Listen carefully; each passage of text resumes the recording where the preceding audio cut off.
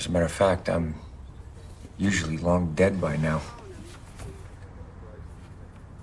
Coward. Russ, have you ever seen a movie called Edge of Tomorrow? Is it like that Live, Die, Repeat movie? It is exactly that same I've movie. seen neither of them. But Coming out July 5th on 4K Ultra HD from Warner Brothers in a Best Buy exclusive steelbook is Edge of Tomorrow. This movie was already released in 4K, but just digitally. But we're finally getting a home release, which is pretty cool. The fact that it's in the steelbook, I like because it fits this movie. You know, there's like a mech element to it. It's metal. It's awesome. I'm going to try my best, Russ, to sell you on this movie. I'm going to try my best because I'm a big fan of this movie. Well, let me say this. I don't have any knee-jerk reaction hatred towards it. Right. I like Tom Cruise for the most part. thank you.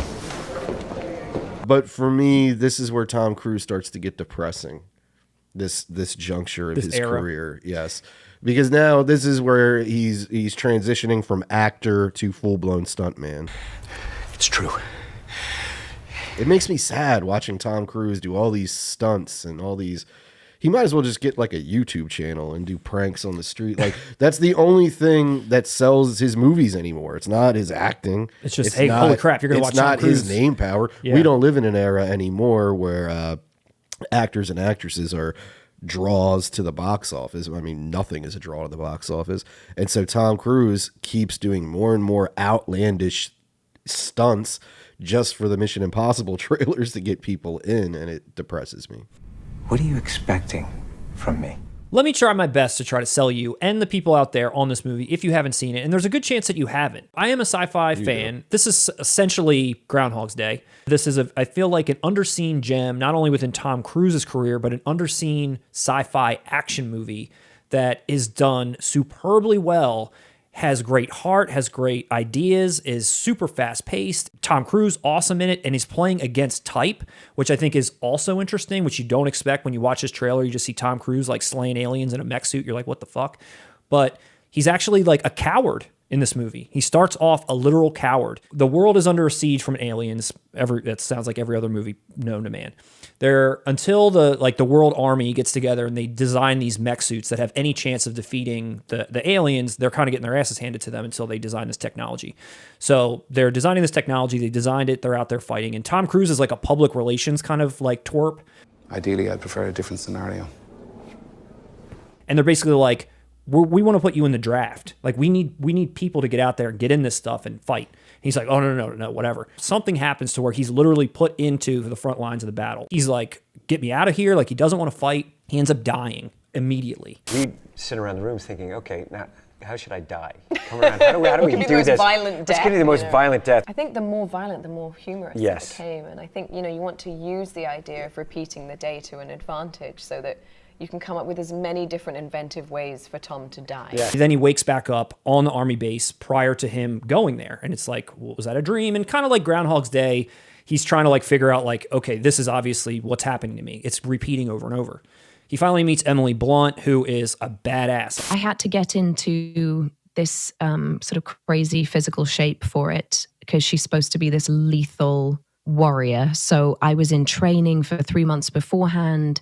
And I know that he, is big into doing his own action. And I thought, well, I'm going to have to try and keep up. Her face and images on all these posters. She's the one that's like the savior of all these different battles. So he meets her and they kind of like try to figure out together what's going on. That's like the gist of it.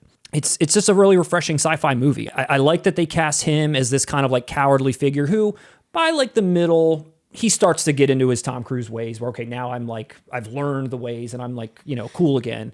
But initially just being that I thought was kind of interesting, and that they have her as being the lead and being excellent in it also, which I didn't really know her from much. Bill Paxton's in it. That's right. One of his last movies. He kind of showed up out of nowhere doing his like normal thing. The director, Doug Liman. Swingers, baby. Not a fan. This guy, Doug Liman, who is completely known for so many random things prior to this, like Swingers, Go. The Bourne Identity, I think, was maybe something that broke him out maybe more into mainstream. Mr. and Mrs. Smith with Brad Pitt, Angelina Jolie. He also did that movie with Hayden Christensen and Samuel L. Jumper. Jackson. So he's kind of dabbled in obviously some sci-fi stuff and some action stuff, but Swingers, dude, like it was so crazy to me. I didn't realize he did Swingers. I'm like looking at this movie. I like, always damn. knew his name because I adored Swingers when I was younger and it came out. And honestly, I think Go's pretty good too after that. It's nice to hear you say all these positive things about Edge of Tomorrow. No idea is original. There's nothing new under the sun. It's never what you do, but how it's done.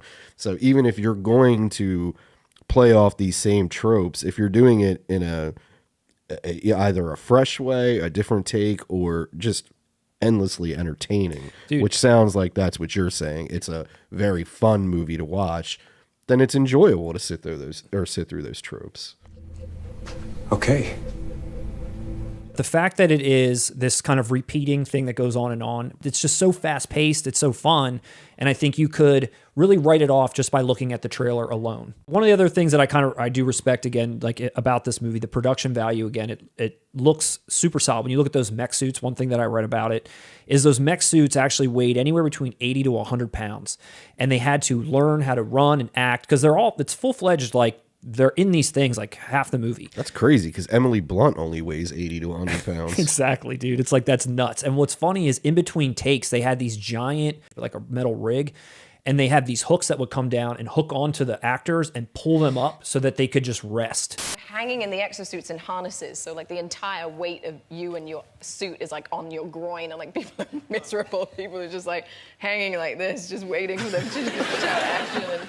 And Tom, I just looked at him and I just went, oh, this sucks. And he looked at me and he goes, it's a challenge.